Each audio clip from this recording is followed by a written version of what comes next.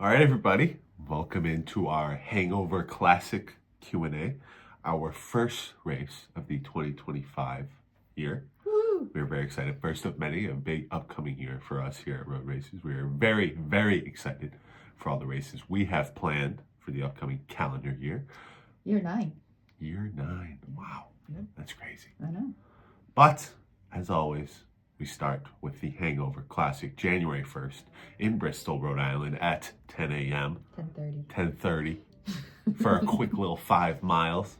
You want to get up, start the new year, right? This is where to go. Let's do some questions. All right. All right? Happy holidays to everybody, by the way. Happy holidays. Yeah. Hope everyone has a good holiday season. So yeah, what year hangover is this? 39. So obviously I'm repping right now. You are repping. That's an oldie. Which year is that? This is 37. 37, yeah, 2 years. Yeah. So that's 23. Yeah. Not too old. Yeah. So a little history, obviously, we have not had this race for that many years. 39. I guess I could have done it. I would have been a little young, but you would have been not born. I used to run this race all the time when I wasn't race directing. I always thought it was the best way to start my new year. It was always a struggle to get up and get out, particularly when it was really cold on New Year's Day. Some years was truly a hangover classic. But this race was always so beautiful. It was always for me, coming home and seeing all my friends, because there was always so many of us that would do this race. And I always wanted to win those awesome age group trophies, which I should have brought a few of them. But the ones from my year, yeah, that's one. But that one's from back when, my year, they had some terrible beer. I feel bad for the people who are creating the trophies. This year we have good beer trophies because it's from the guild. But we took this race over from your former middle school cross-country coach, who would run it with the East Bay Striders. Thank you to Brian Beausoleil, just a wonderful man. Great guy. When he wanted to retire and he didn't want to get up in the morning and do it anymore, and we could not let this race die. I know I couldn't let the race die. So we kind of took it over in partnership with East Bay Events for a year or two. And then we just kind of took it on ourselves because this is, in my opinion, one of the greatest races in Rhode Island. So. Great. Yeah. Let's get into some questions. Sure. First question, big pickup. Talk to me a little about big pickup. Big pickup. Sorry. We only have the one because this is a smaller race. This is probably about 400 people. And we do it at the VFW right on Hope Street, right across from Papa Squash. And we open at 9 a.m., I think. I think we go 9 to 10 a.m. 10:15. I think 10:15, obviously, because the race is at 10:30. Okay. How many people are we looking at for this year? I think we're on track with last year, and it's always very weather dependent. You know that we've had some really, really cold, really cold, and some really warm days. I think one year it's over almost 60. One year it felt like it was -20. So it is a little bit of weather dependent. We're probably looking at somewhere between 350 and 400 people, depending on the weather. Yeah, that gives me some serious flashbacks, just thinking back. So let's pray for some good weather this year, please. What time, so obviously you said the race starts at 10:30. What time would you estimate getting there for? And to build off of that, what does the parking situation look like? Right. So there's no parking on Hope Street. Don't park there. The police will tow you. What we recommend you do is park at Gutierrez School, which is, depending which way you're coming, if you're coming from the north, go past the VFW, go past Papa Squash, and you'll see it's called the School with a View. And Gutierrez is just past VFW over on your left. And there's plenty of on-street parking in downtown Bristol as well. And if you're coming from the south, obviously you will see Gutierrez School on your right, school across from the ocean. Yeah, don't park in Sip and Dip. Don't park in Sip and Dip. Yeah, don't park in Sip and Dip. They're a business. They need their parking for their customers. On-street parking, plenty of parking in Bristol. They host thousands of people during 4th of July for the concert, so no worries there. Okay. Limited parking at the VFW. Don't plan on parking there. Post-race festivities. Oh, yes, that's a good one. What do we got going on? Right, so the VFW does have a bar downstairs that a lot of the local Rhode Island road runners are going to hang out at. But where we like to go is the Guild, which is in Warren on Water Street. And you show your bib, you get a free beer at the Guild. They open at noon that day. And that's one of my favorite places to go.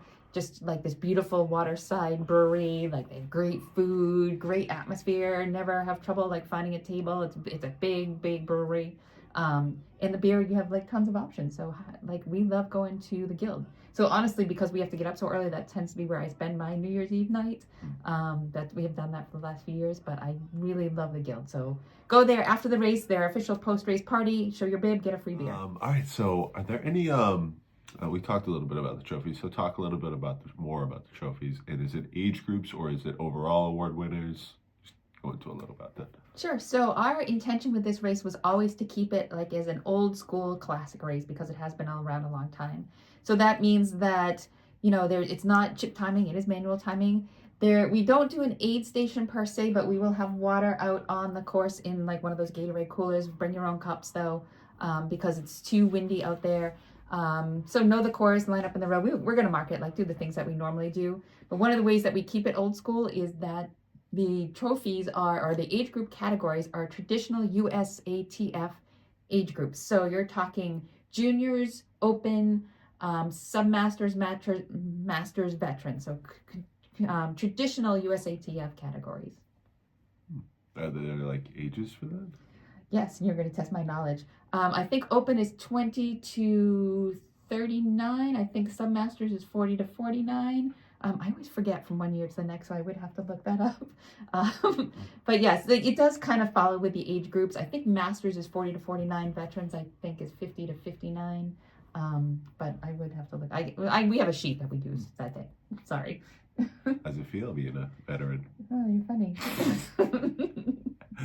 All right, so how has the local community been involved in the planning and the execution of this race? Well, I think because this race has been around for nearly 40 years, they're pretty used to it by now. In our opinion, it's way better than jumping in the ocean and doing the polar plunge. It seems a little crazy to us.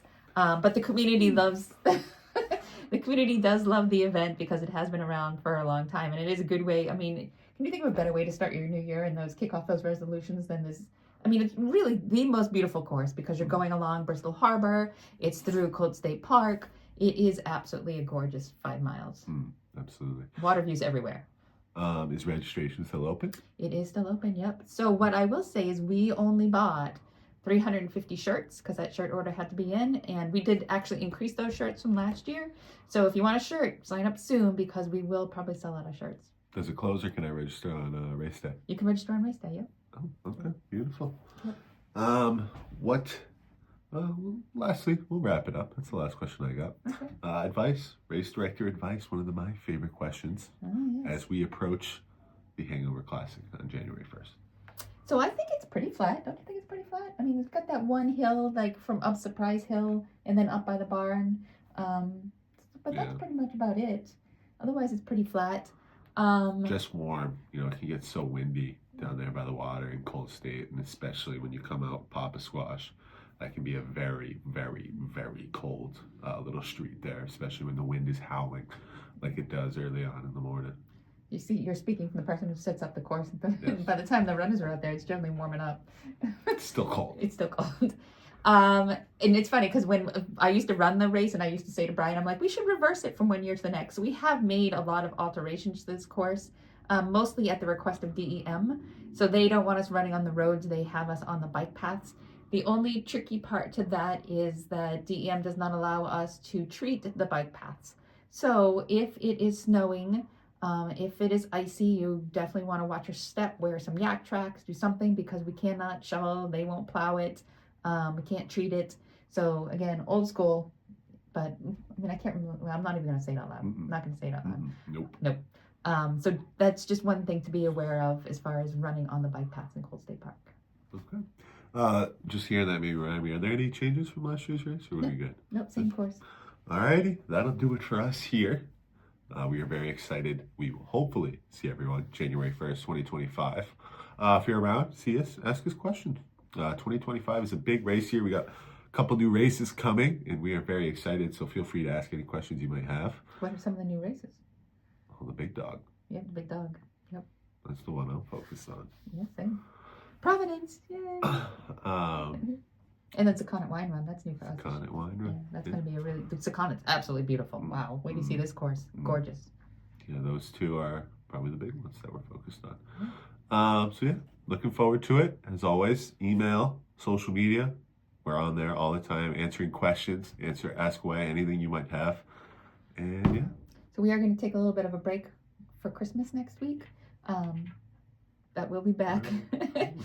So we might be a little slow, obviously, in responding to emails and stuff next week as we try to spend some time with our family and friends. But we will be back the following week because we do have a race on the following Wednesday. Awesome. Yeah. Yeah. Hope everyone has a great holiday season, a great New Year's Eve, and we will see you bright and early New Year's Day. Thanks for tuning in. RhodeRaces.com.